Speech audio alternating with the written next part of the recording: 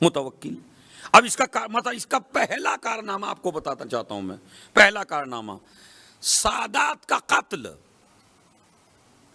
شیعوں کا قتل، آل محمد کے چاہنے والوں کا قتل، ان کو قید میں ڈالنا، اس سے بھی اس کا پیٹ نہیں بھرا. اس کے بعد ایک ناچنے والی خاتون تھی جسے مغنیہ کہتے ہیں، غنا سے بنا ہے، ناچنے والی خاتون ہے، اور وہ اتفاق سے شعبان کے مہینے میں کربلا چلی گئی. اب متوکل نے اس عورت کو بلوایا کہ اسے میرے پاس بھیجا جائے. میں بڑا حیران ہوں اس کی تاریخ پڑھ کے. واقعا آپ مطلب جب عالم گھستا ہے نا کتابوں میں تو اسے پتہ چلتا ہے، تو دیکھیں آپ کو کتنی نالج ہوتی ہے.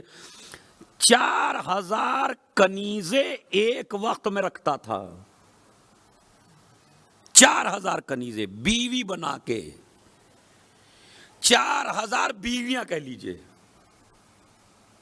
4000 بیویاں تھیں متوکل کے، اور جو ناچنے والی تھی وہ الگ تھیں. اور اس کے بعد جب ایک کو بلایا گیا تو اس کو کہا گیا وہ تو حج پہ گئی ہے. اب متوکل نے کہا شعبان میں کون سا حج ہوتا ہے؟ حج تو اتنا تو پتہ ہی ہے اسے بھی، حج جو ہے وہ ذی الحجہ میں ہوتا، شعبان میں کون سا حج ہوتا ہے؟ انہوں نے کہا حج پہ گئی ہے. کہا کربلا گئی ہے، کربلا گئی ہے حج پہ. لیکن نبی کی حدیث ہے کہ جو میرے فرزند حسین ابن علی کی زیارت کرے اسے میرے حج کا ثواب ہے. ٹھیک ہے، تو یہ حدیث مشہور تھی. اس نے کہا وہ تو حج پہ گئی ہے. بلایا گیا، اس نے کہا آج کے بعد میں کربلا پہ کسی کو جانے نہیں دوں گا، کربلا پہ جانے نہیں دوں گا. تو اس نے پہلے ٹیکس بڑھایا، متوکل نے پہلے ٹیکس بڑھایا کہ جو بھی کربلا جائے گا وہ اتنا پیسہ دے گا، بعد میں حسین کے روزے پہ پہنچے گا. مگر مولا کے چاہنے والے، مولا کے ماننے والے مستقل کھاتے کم تھے، پیسہ اکٹھا زیادہ کرتے تھے تاکہ فرزند رسول کی زیارت کر سکے. جایا کرتے تھے، پیسے اکٹھے کرتے تھے، محنت کرتے تھے دن رات تاکہ اتنا پیسہ اکٹھا ہو جائے جو انہیں دے سکیں.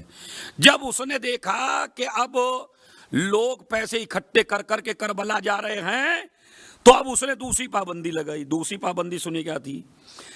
کہا کہ جو بھی جائے گا وہ اپنا ایک ہاتھ کٹوا کے جائے گا. ایک ہاتھ کٹوائیے تو کربلا میں انٹر ہو جائے. ایسے ماحول میں پھر لوگوں نے اب وہ سمجھ رہا ہے، پولیس سے اتصال کر رہا ہے، اپنا جو جلاد ہیں، جو اس کے ساتھی ہیں، جو فوج ہے اس کی، اس سے کہہ رہا آج تو گھر سے کوئی نکلا نہیں ہوگا. تو اس نے کہا تیری غلط فہمی ہے، ابھی بہت لمبی لائن لگی ہے ہاتھ کٹوانے والوں کی. ہم ہاتھ کٹوانے کے لیے تیار ہیں لیکن ہم فرزند زہرا کی زیارت چھوڑنے کے لیے تیار نہیں ہیں. ہاتھ کٹوائے. ایک غریب آدمی، نہایت غریب آدمی، وہ آیا، مسکین ہے، کہا زیارت پہ جاؤں گا فرزند رسول کی. کہا ہاتھ کٹواؤ. ہاتھ کٹوا دیا. 2-3 مہینے کے بعد پھر دل چاہا زیارت کرنے کو. ایک ہاتھ کٹ چکا ہے. دوبارہ گیا، فوج نے کہا ہاتھ بڑھائیے. کہا یہ ہاتھ تو میں پہلے کٹوا چکا ہوں، اب میرا دوسرا ہاتھ کاٹ لیجئے. دوسرا ہاتھ کٹوایا، پھر کربلا پہنچا. تیسری مرتبہ پھر شوق زیارت پیدا ہوا، پھر جاتا ہے مجھے زیارت پہ جانا ہے. کہا ہاتھ تو رہی رہے، کہا ایک پیر کاٹ لو. ایک پیر کاٹ لیا گیا. چوتھی مرتبہ دوسرا پیر کٹ گیا. اب یہ بتائیے جس کے ہاتھ بھی کٹ گئے 2، جس کے دونوں پیر کٹ گئے، وہ چلے گا کیسے؟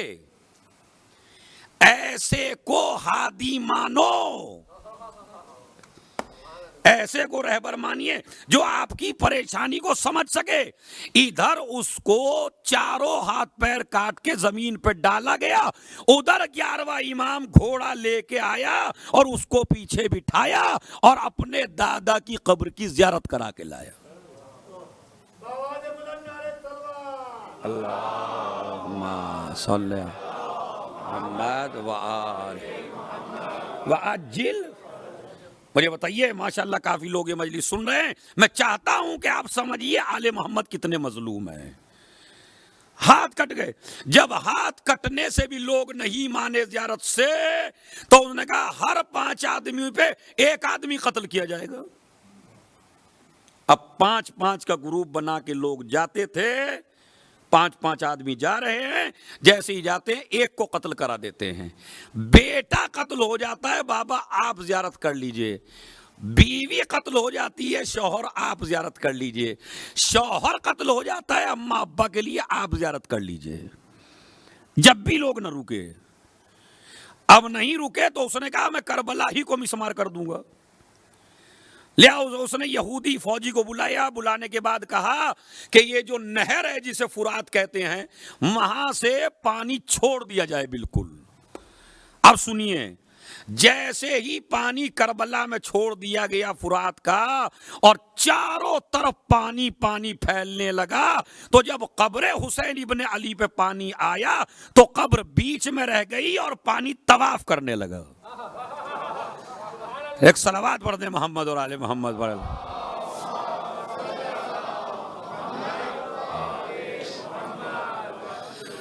ہاں دیکھیں، اتنی اچھی ہسٹری سنا رہا ہوں میں، تو صلوات تو اس سے اچھی بنتی ہے بھائی۔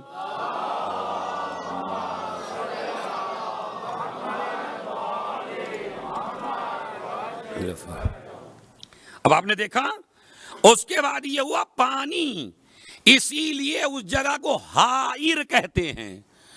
حائر یعنی پانی بھی حیران ہو گیا۔ حائر، پانی طواف کرنے لگا، مگر قبر امام پہ پانی نہیں گیا۔ اس کے بعد جو ماشاءاللہ دیہات کے رہنے والے ہیں، یا جو دیہات میں نہیں رہے مگر دیہات والوں سے دوستی ہے، تو وہ بھی سمجھ لیں گے، ہل چلوائے گئے۔ ہل، وہ جو زمین جوتتے ہیں جس سے، بیل منگائے گئے، ان ہل لگایا گیا، پوری کربلا میں کہا ہم کھیتی کریں گے اور یہاں کو ہم زمین میں کچھ چیزیں اگائیں گے۔ تو کہتے ہیں جب یہ حیوان کربلا میں لے جائے جاتے تھے تو بڑی تیزی سے چلتے تھے، لیکن جب قبر حسین پہ آتے تھے تو یہ حیوان رک جاتے تھے۔ رک گئے، کوڑے مارے گئے، حیوان مر گئے، مگر قبر حسین تک نہیں گئے۔ ہر طرح کی کوشش کر لی، مگر اب یہ بتائیے، جو اتنا بڑا ظالم ہو، جو قبروں تک پہ اتنا ظلم کر رہا ہو، وہ حسین کے بیٹے پہ کتنا ظلم کر رہا ہوگا؟ میں یہاں سمجھانا چاہتا ہوں آپ کو، یعنی جس کو ایک کربلا سے اتنی دشمنی ہے، تو کربلا کے وارث سے کتنی بڑی دشمنی ہوگی؟